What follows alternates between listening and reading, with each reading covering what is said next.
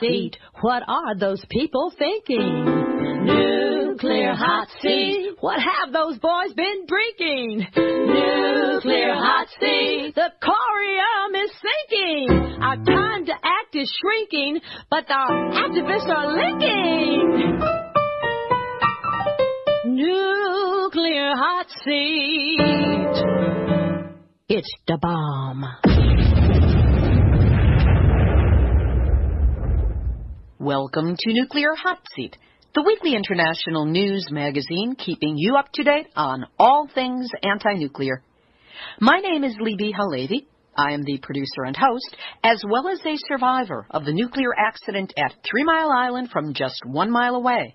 So I know what can happen when those nuclear so-called experts get it wrong. This week, we focus on power. The power of films to get our message across internationally. First, we'll speak with Norbert Suchenek, director of the International Uranium Film Festival, which is currently taking place in Berlin, Germany.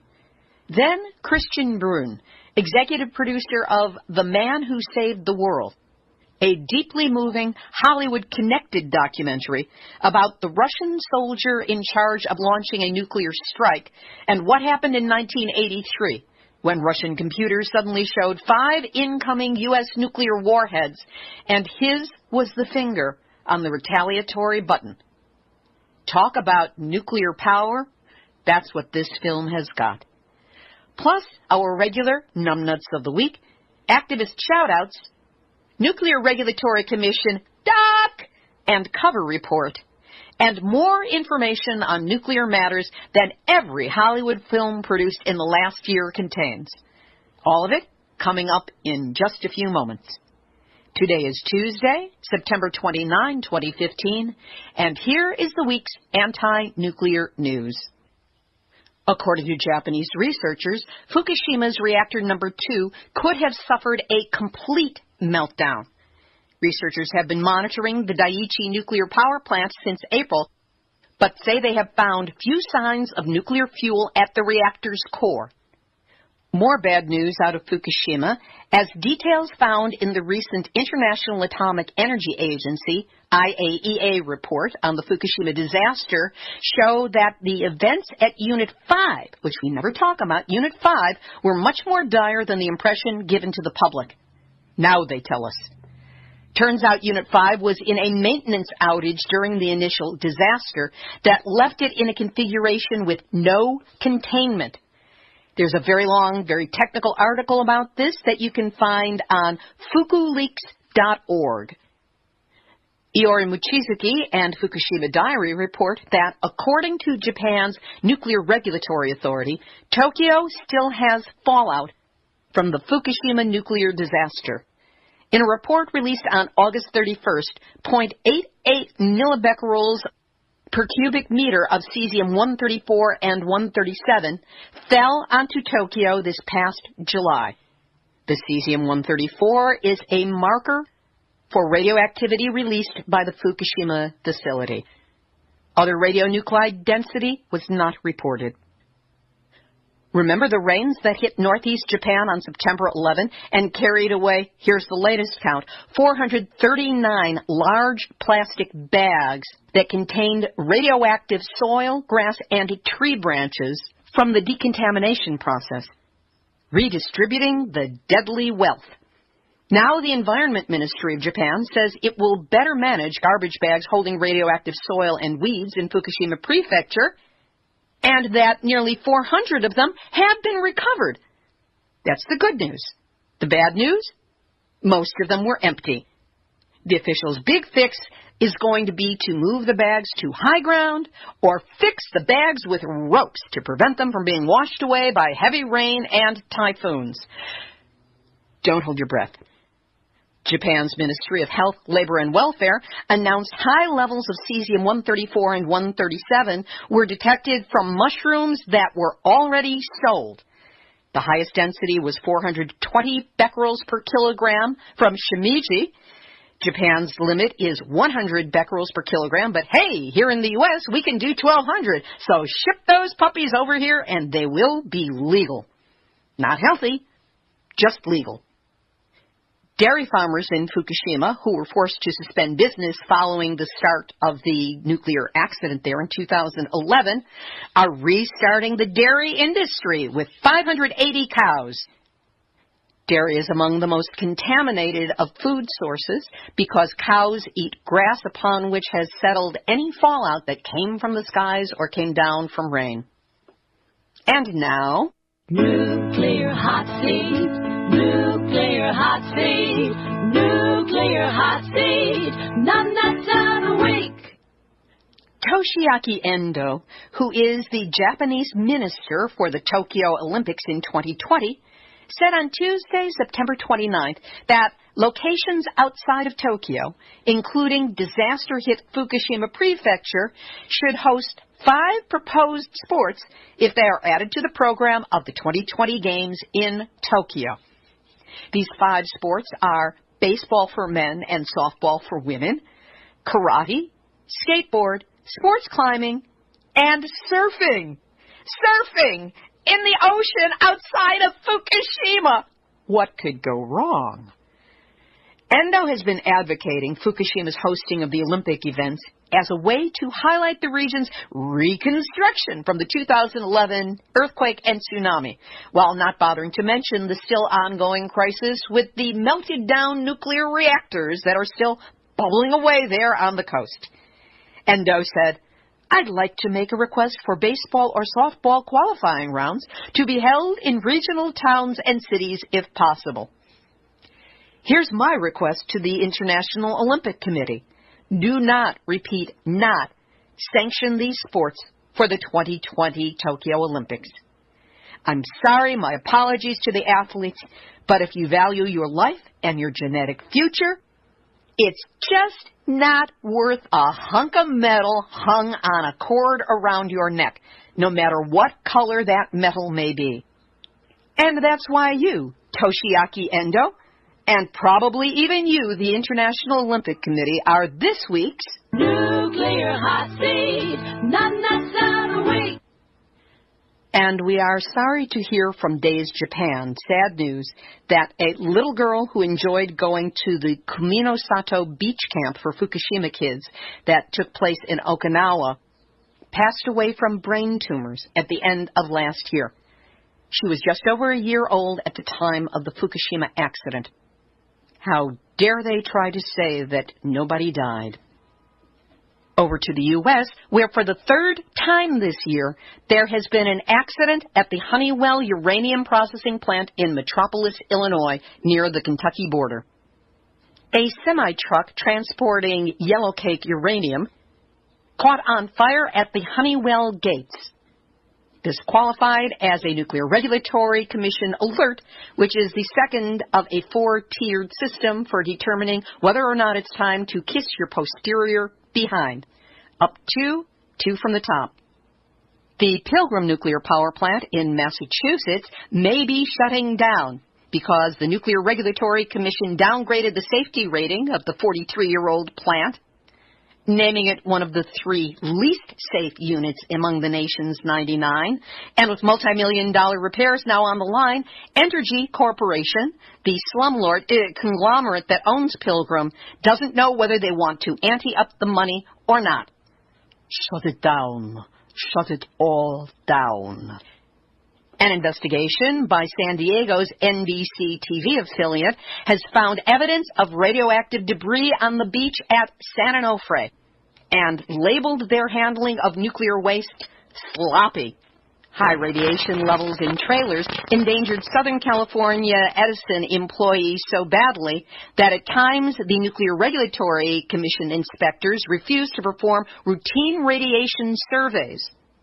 The Nuclear Regulatory Commission has given 20-year extensions on life support for the Sequoia reactors in Tennessee.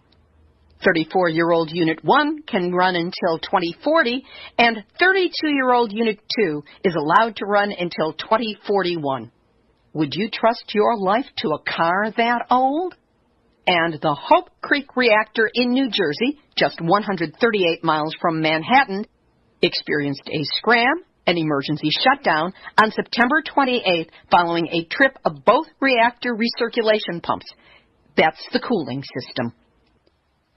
We'll have today's featured interviews in just a moment, but first, well, regarding Nuclear Hot Seat's website, I guess computer things always take longer than one expects.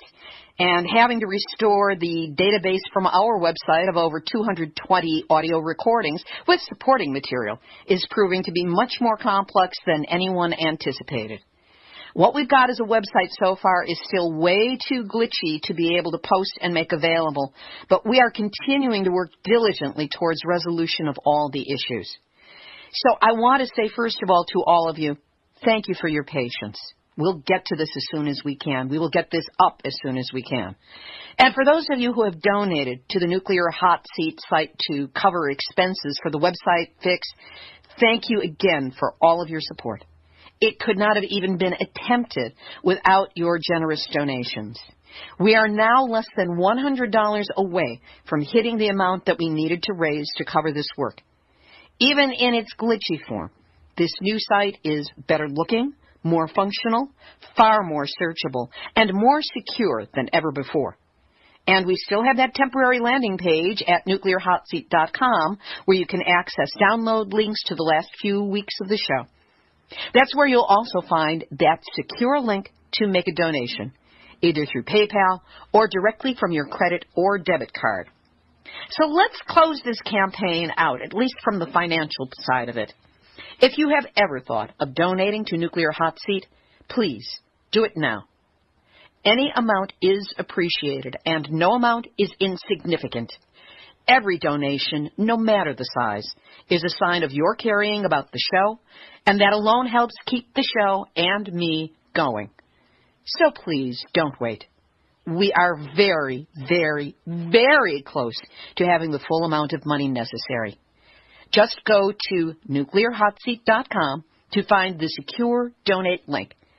If you prefer to not donate online, you can email me for a snail mail address to send your donation. Know that I am deeply touched, not only by your generosity, but by the messages that I have received from you, the listeners, as well.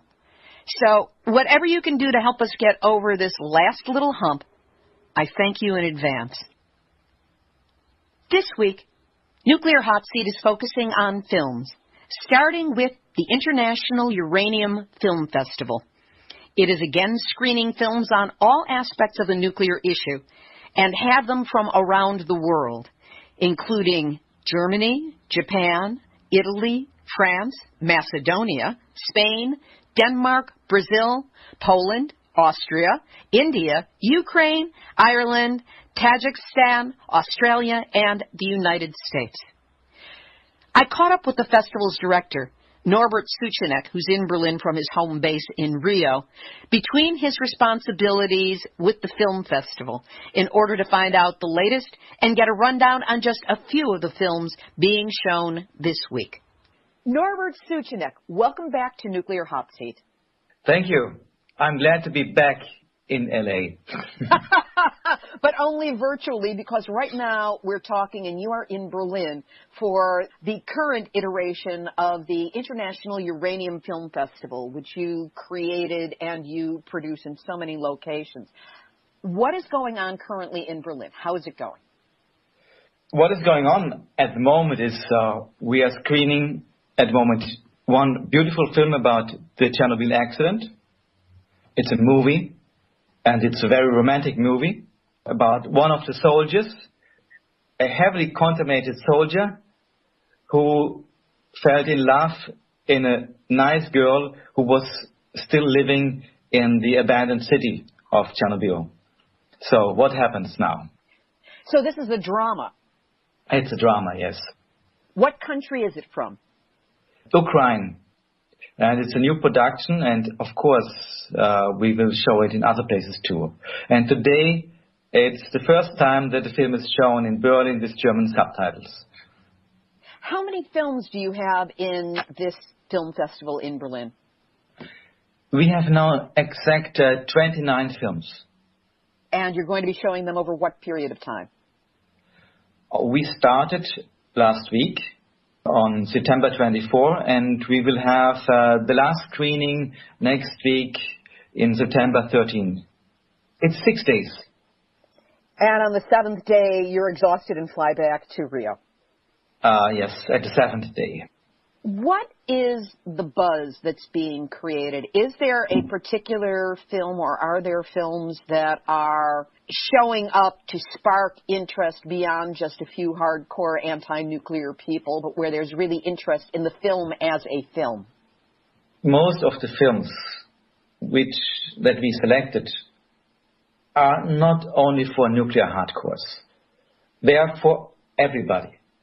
Especially the first film that we showed, that was our opening film, was The Man Who Saved the World. That's the one I wanted to talk about. Tell us about this film and what it entails. Well, first, it was a great opening. The festival was overbooked. And of course it was because one of the actors in the film was Kevin Costner. But the film is about a real hero, not about a hero from the cinema. The film is about Stanislav Petrov, a Russian soldier who was in the year 1983 in charge of the red button. The red button to press if the Soviet Union would have been attacked by atomic bombs from the United States. He was in charge to start the atomic war.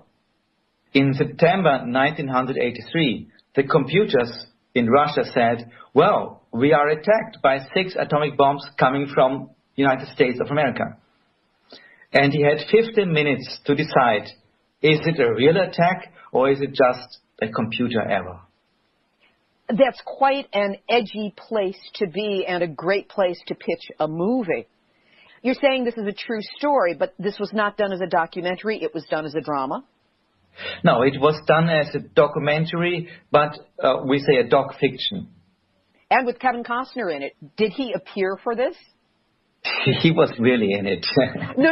I mean, did he show up for the opening, or is there a chance to get him for a future opening? Yes. No, unfortunately, we had not the time to invite him for the showing in Berlin. But I assure you, we will try to invite him for the opening of the festival in LA, which we want to do with the film too. Because the showing was so amazing. The people had tears in their eyes. They were so impressed about this real hero, Petrov, in the film. The film is very, very moving. Very moving. Extremely moving.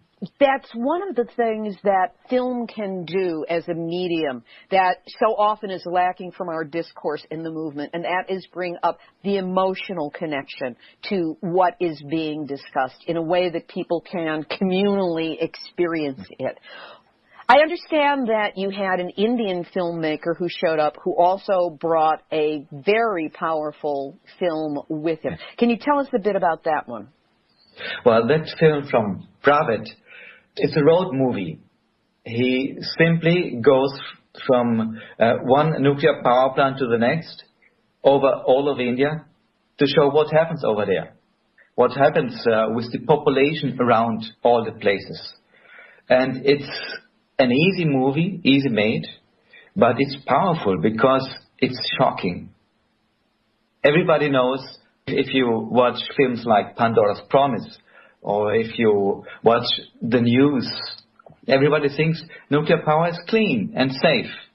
But this film shows nuclear power is dirty, very dirty, and it kills people around. And it shows, especially when he goes to the uranium mining places in Jadugorda, in the northeast of India, it shows not only the miners are contaminated, the whole population around is contaminated. All people are suffering. And Pravet, he himself, he confessed, until he was, I think, 25, 26 years old, he believed in nuclear power. He is a journalist, well educated, and worked also for the nuclear industry. And he was he's still living in Vienna, so he speaks German very well. So we had very, very good discussion after the film with him. The thing that impressed me when I did have the opportunity to attend the last International Uranium Film Festival, which was up in Quebec City, is that one at a time, the films provided an up-close and personal and very informed view of specific problems in different parts of the world. It wasn't being filtered through the news media. It was the activists and the people on the front lines being able to say to a camera, and through that camera, the rest of the world, what was really going on for them. How do you find your submissions for the Uranium Film Festival, and who is this open to? If I understand it right, you talk about the film submissions. Right. Where do you find the films? How do they come to you? Because you really are represented genuinely all over the world with the films that you present. I do not find the films. The films find us. Like every film festival, we just make our call for entries and spread out some news, some press releases, and the films are coming in. We have already a new program for the next year. There are that many films coming out dealing with the issues? Yes, yes. On the horizon, in terms of the films, what do you see coming up, either here in Berlin or, and we'll talk about it, the next time the festival will take place? What do you see coming up that we should really be aware of? In terms of a film that has come in where you immediately respond, yes, this is powerful. This is what people need to be seeing. For the next year, 2016, this question comes too early because, unfortunately, this year I'm still working with the old films from 2015. We have received at the moment 40 or 50 films for the next year, but I couldn't watch not one of it at the moment. They are still in the queue to be watched after Berlin and after Florianopolis. Because after Berlin, I have a break of 2 days in Rio, and then I go further south of Brazil to a special event in Florianopolis, where we have 3 days festival there, together with a group of scientists and teachers from South America. I couldn't say no. All of this is fabulous because I'm certainly dedicated to helping media get out, because it's one thing for us to say one to each other, nukes aren't good, and go into that discussion. It's a whole other thing when it can be put into a dramatic structure in a storytelling process, in a drama, or into a documentary that just condenses all the information. And full disclosure, you and I have been working together to bring the festival next year into the belly of the beast, as it were, in the film industry, and that is here in Los Angeles. Tell people what the vision is for what we wish to create next year here in LA. We want to create a dream. The big dream that I had, it started 2006, to bring good nuclear films to the real big screen. We have to bring them back to Hollywood, because good nuclear films started in Hollywood, with films from Stanley Kramer. That would be the movie On the Beach. With films with Jane Fonda, The China Syndrome. Good nuclear films started, and during the 19th it was forgotten. Now we have to bring them back to Hollywood. And it's funny today, because our film festival is in a special quarter in Berlin, Weißensee. It's in East Germany. And this quarter, before the Second World War, was called Little Hollywood, because it's full of film studios. And have you had response from filmmakers in Germany coming to see these films to perhaps be influenced in the choices they make of their next project? Yes, yes. Every day we have German filmmakers visiting the festival and watching movies. About one movie, of course, I've forgotten. You have to watch out one special movie for next year. It will be a movie by me. It will be a movie about depleted uranium weapons. It's a movie that I hope that I can finish this year in December. I already filmed it in New Mexico last year, and it's a film about Damasio Lopez, one of the first person in the world that fought against the use of depleted uranium weapon.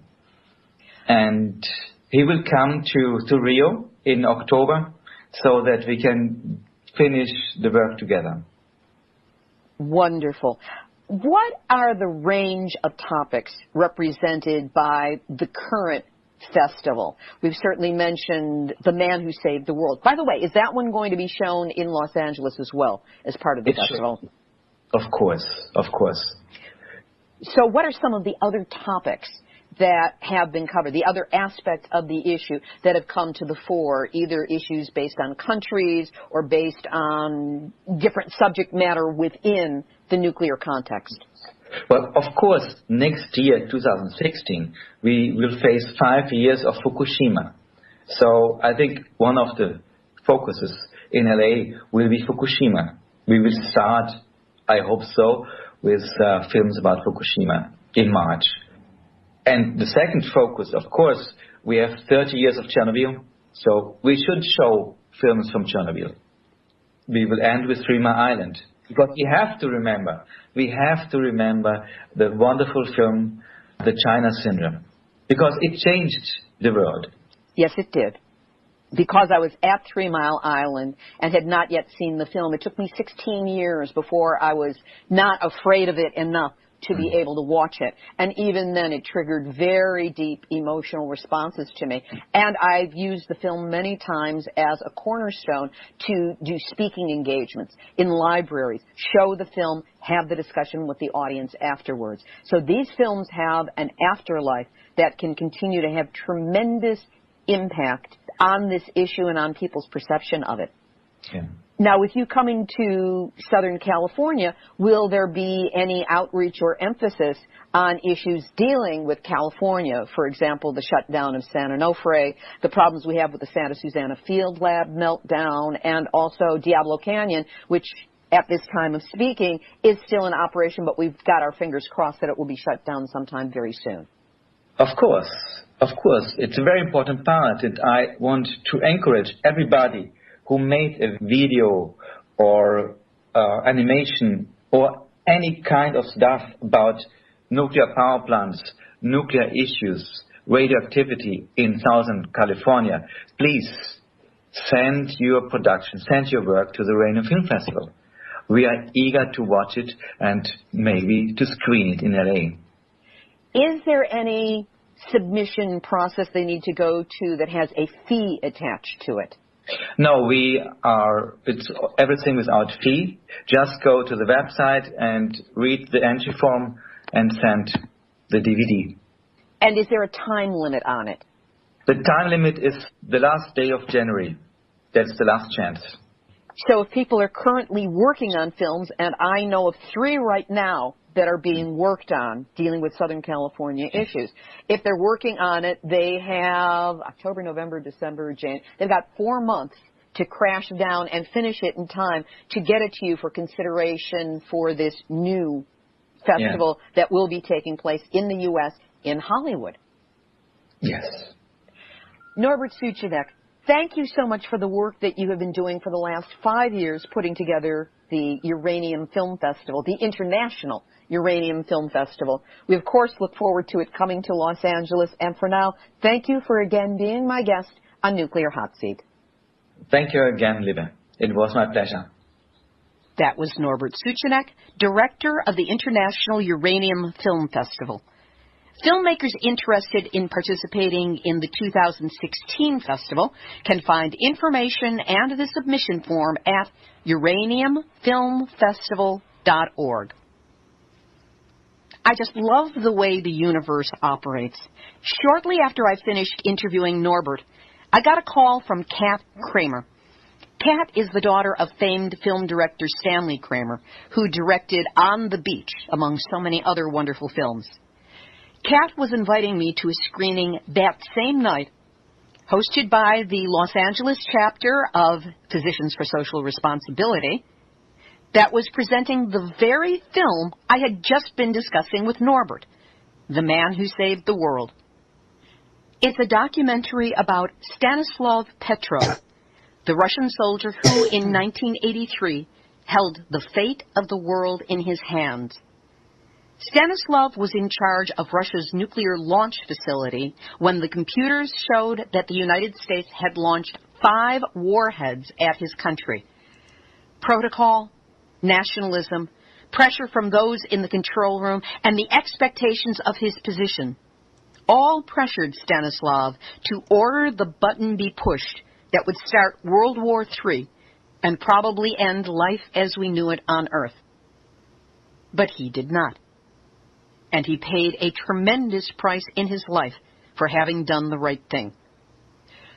The film blends documentary footage of the now septuagenarian former soldier, showing the devastation of what that experience did to his personal life, as well as his sometimes explosive relationship with the documentarians, his meetings in the United States with Walter Cronkite, Kevin Costner, Robert De Niro, and Matt Damon, his brief and underattended yet powerful speech at the United Nations, along with feature film-worthy reenactments of what took place in that control room in 1983.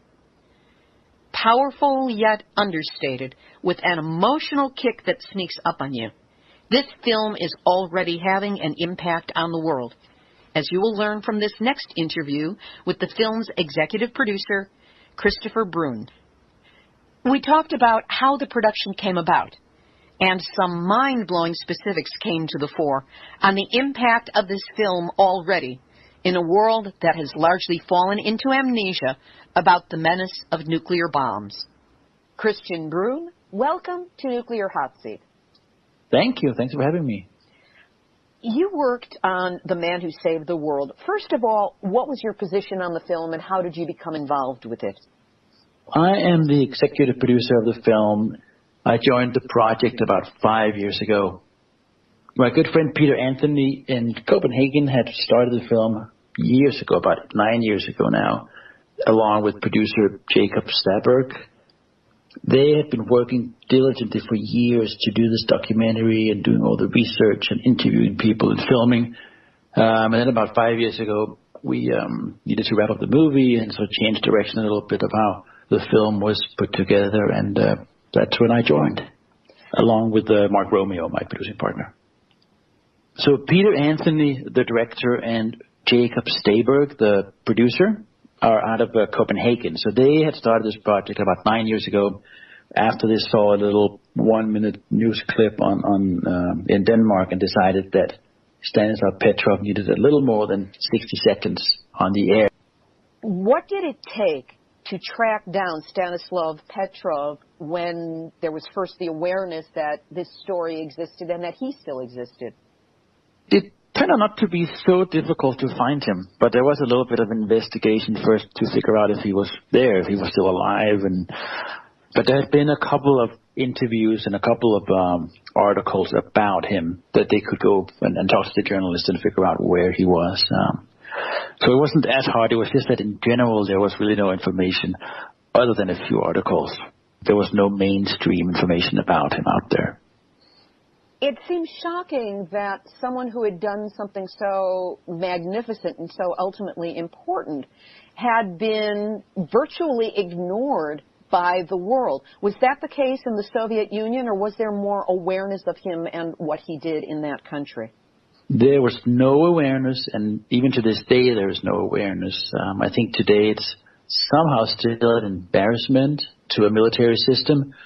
And on the other side of that is that the whole incident was classified for 15 years. So it wasn't until 1998 when it was declassified that anybody could talk about it. Peter began the shooting of this project, and we see at the beginning of the film that it does not seem that Stanislav Petrov is very amenable to the process. There's quite a bit of anger that's shown. Yet he decided to go through it. Was there a change in Stanislav's orientation as the film progressed? Yes, Stanislav definitely changed behavior over time as we were shooting the film. I think once you realized that Peter Anthony was really trying to tell the true story, and that finally somebody was paying attention to Stanislav's past and the incident, he slowly over the years opened up and wanted to share the story and wanted to get it out. This is a guy who, for 15 years after going through one of the most traumatic experiences you can imagine, couldn't share it with anybody. Right? There was no outlet. He couldn't talk to anybody about it.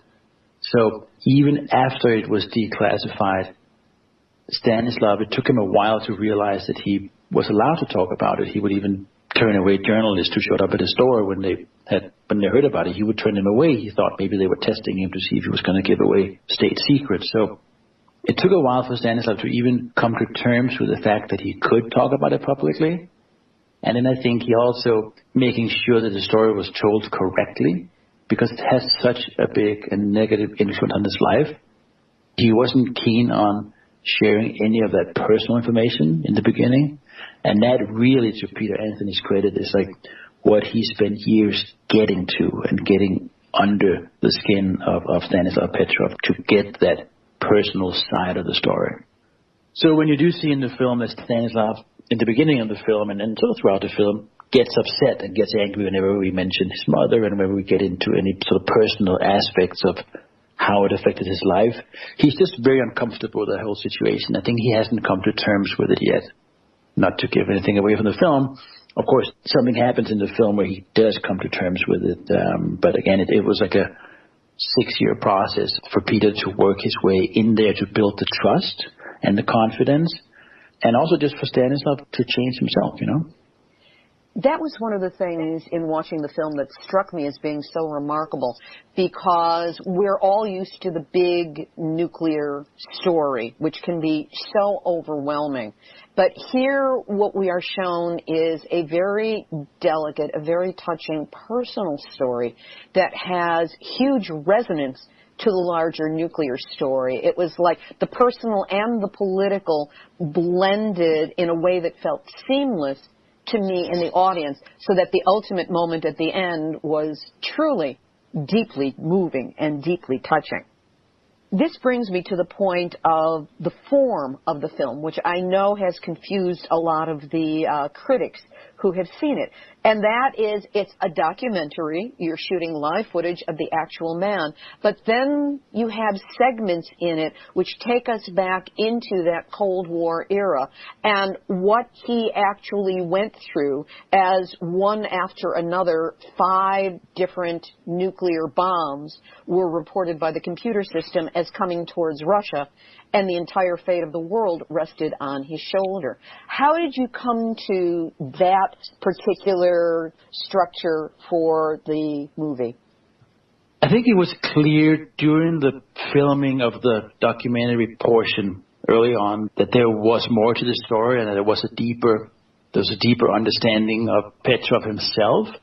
But I think it became clear that we needed somehow to really show the intensity of what happened in that war room, to really understand the pressure and the amount of people around Stanislav who all, saw the same information and came to the conclusion that it was a real attack and they needed to retaliate before it was too late.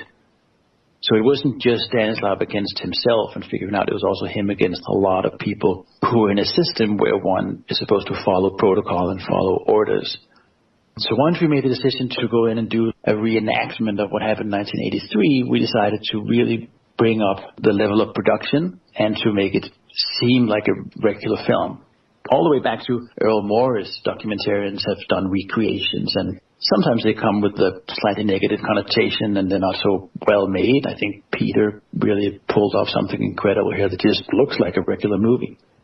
And I think that informed the rest of the film, so the shooting style of the whole movie then became sort of a coherent cinematic feature film, if you will. I just suspended disbelief through the whole thing because, for me, form follows function. And you chose a form that allowed you to not only show the current person with the current footage, but, of course, there's no footage that exists of the actual event. So it put us back in that situation in a very deep and a meaningful and powerful way.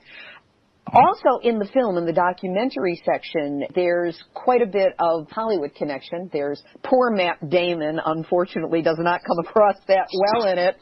But One of the most moving portions for me was when he's sitting at a table with Kevin Costner in Costner's trailer on a set, and Costner is questioning him as to how many people would have died, what would have been the actual impact, how would this have played out.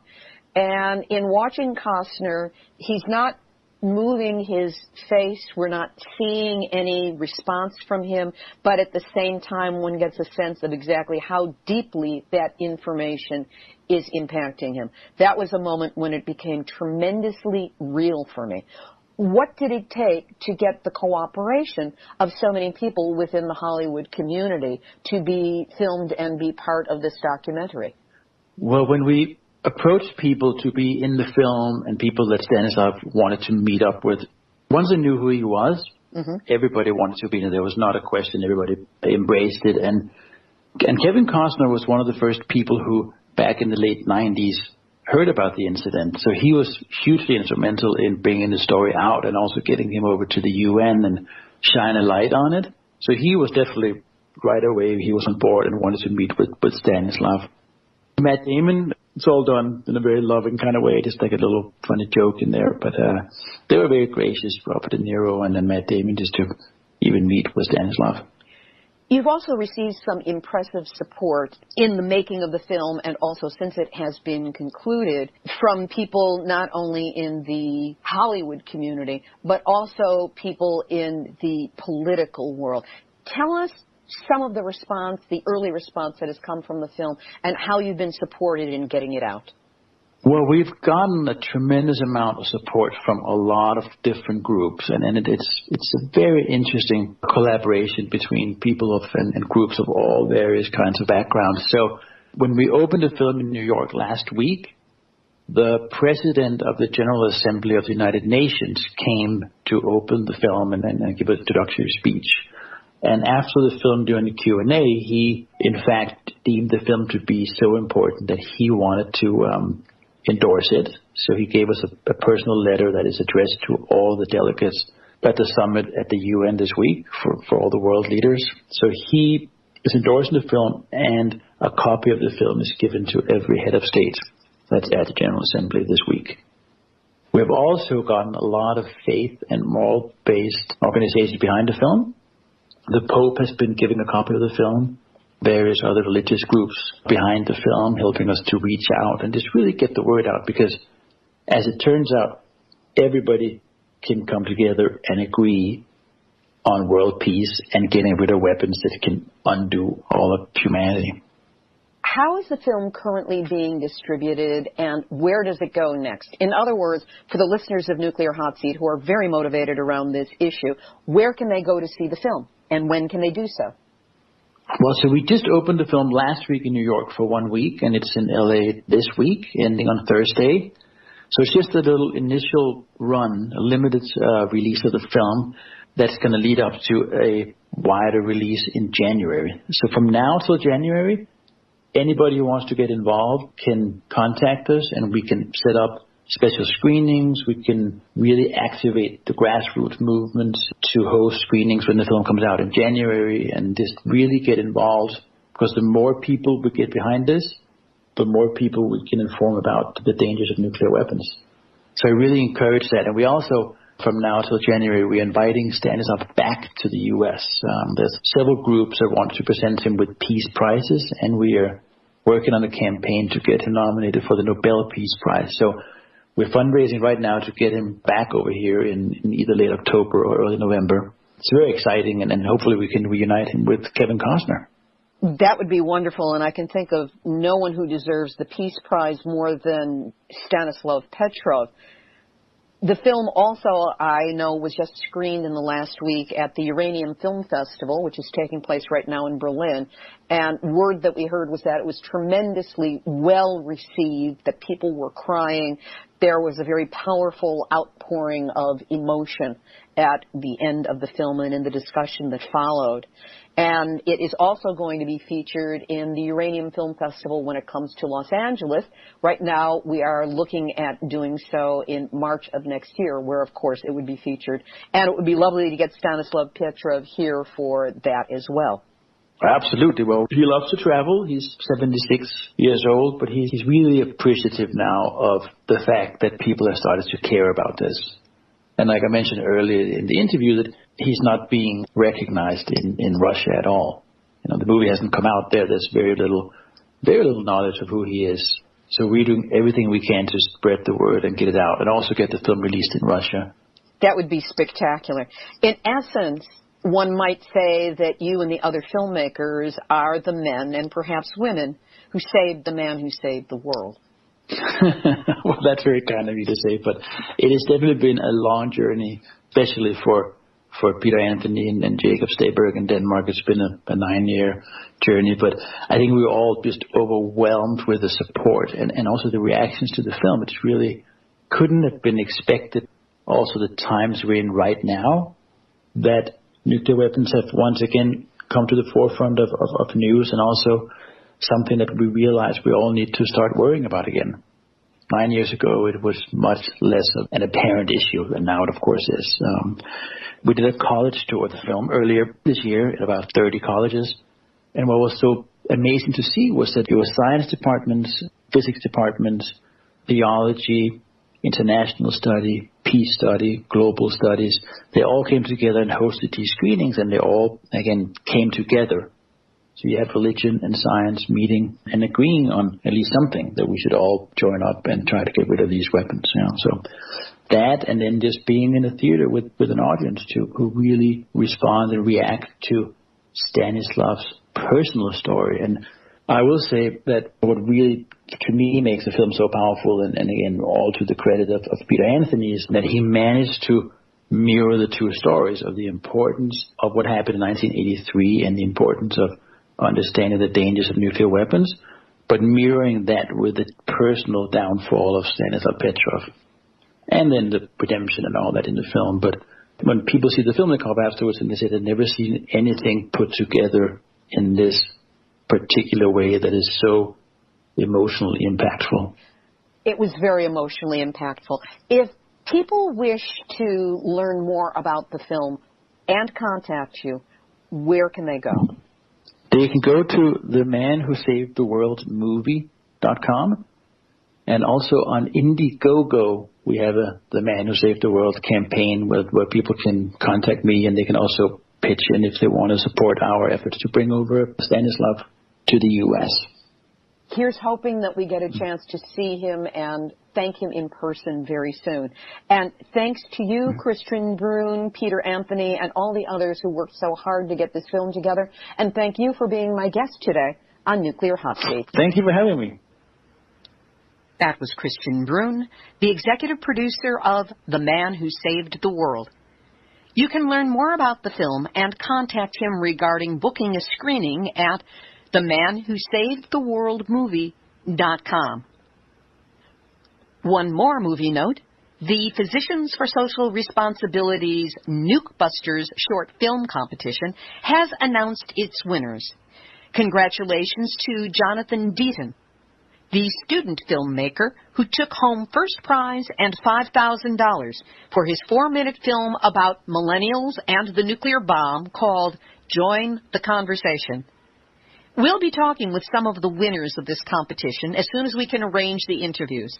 In the meantime, if you want to scope out these short films, and they're all terrific, by the way, go to psr.org/nuclear-weapons/nukebusters.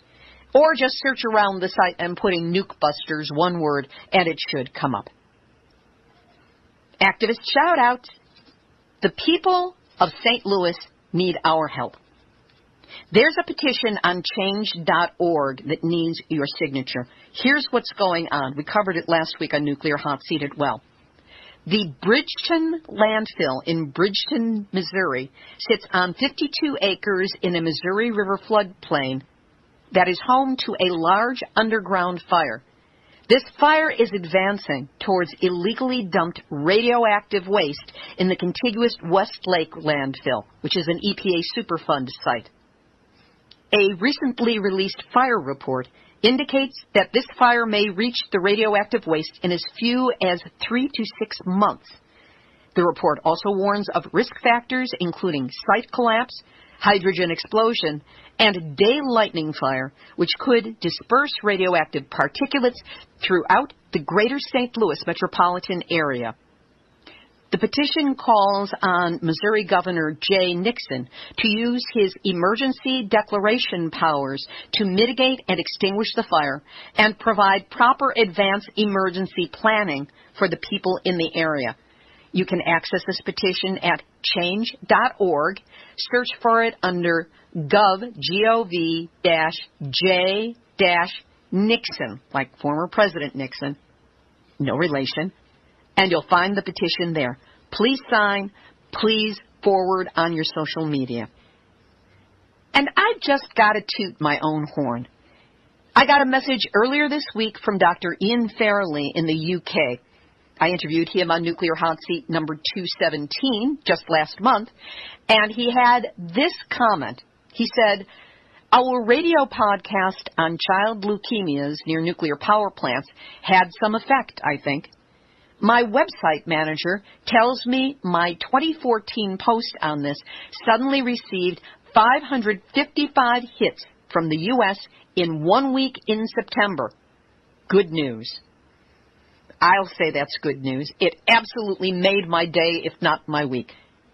You can access his article on childhood leukemia near nuclear power plants at ianfairlie.org. That's I-A-N, F like Frank, AIRLIE.org. And check out our interview on Nuclear Hot Seat number 217, that's 217, right now available on either iTunes or on YouTube at Nuclear Hot Seat Videos. Here's today's final thought. Today is my birthday! Anyway, I can think of no better way to celebrate than by kicking nuclear's butt yet one more time. But recently, one of my listeners asked me about the Nuclear Hot Seat wish list. What did I really want? And I had to admit that I'd never bothered to compile a wish list. Then I thought it through, and what follows are some aspects of the show where I could use help to evolve the content and increase its reach.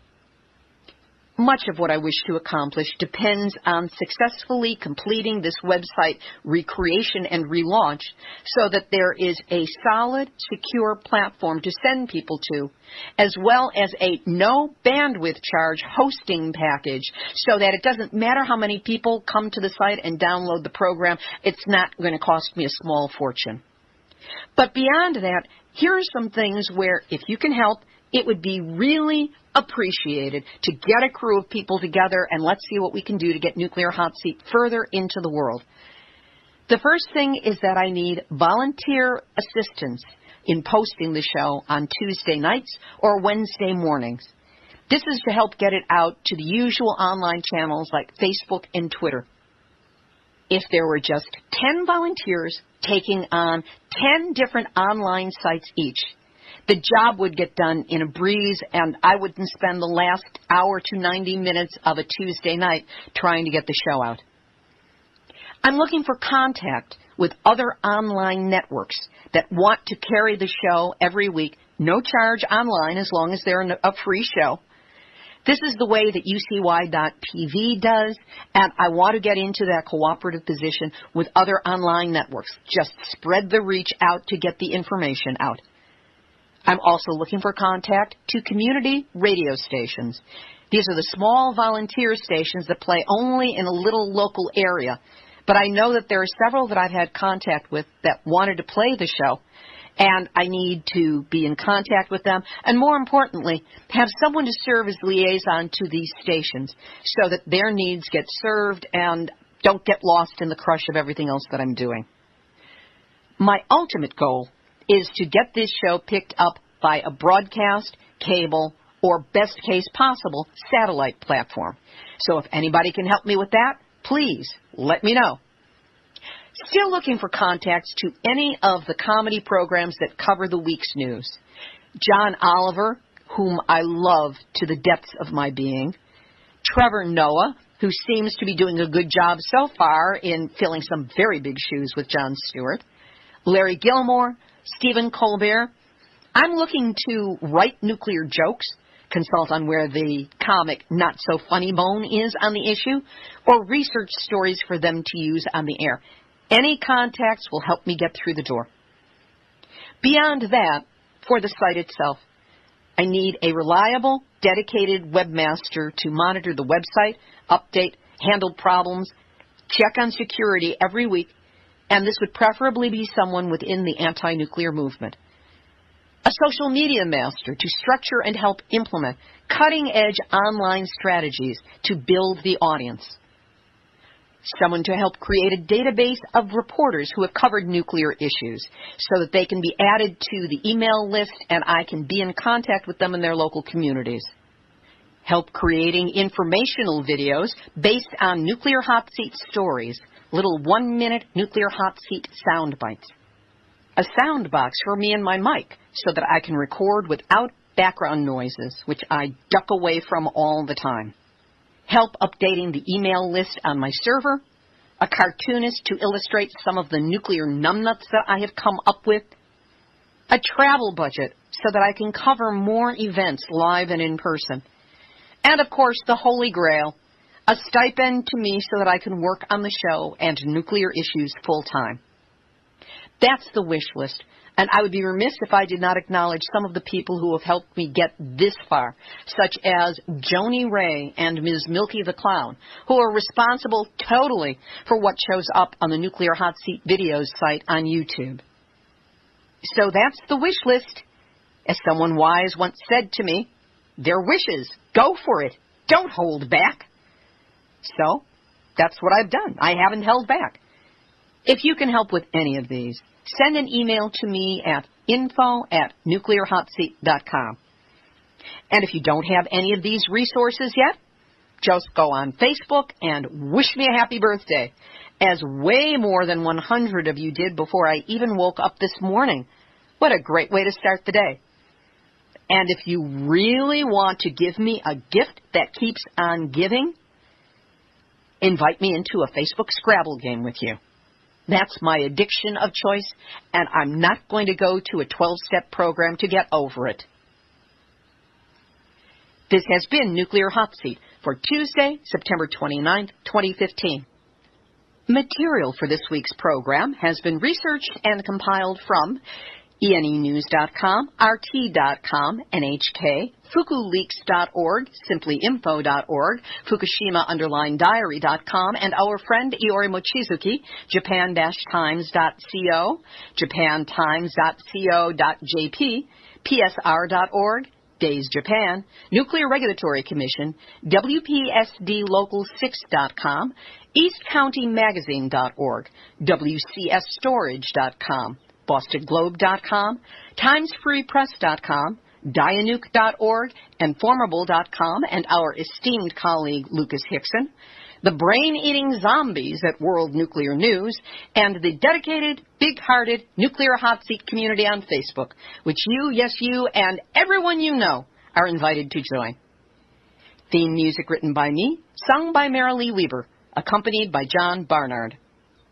Nuclear Hot Seat is syndicated by UCY.TV and is also available on iTunes under podcasts. Our archive is available on the website, or it will be shortly. You can get it through iTunes or on our YouTube channel, which is Nuclear Hot Seat Videos. Nuclear Hot Seat is the activist voice on nuclear issues, so if you have a story lead, a hot tip, or a suggestion of someone to interview, send an email to info@nuclearhotseat.com. We are copyright 2015, Libbe HaLevy and Heartistry Communications. All rights reserved, but fair use allowed, as long as proper attribution is provided. This is Libbe HaLevy of Heartistry Communications, the heart of the art of communicating, reminding you that we have all had our nuclear wake-up call, so don't go back to sleep, because we are all in the nuclear hot seat. Nuclear hot seat, what are those people thinking?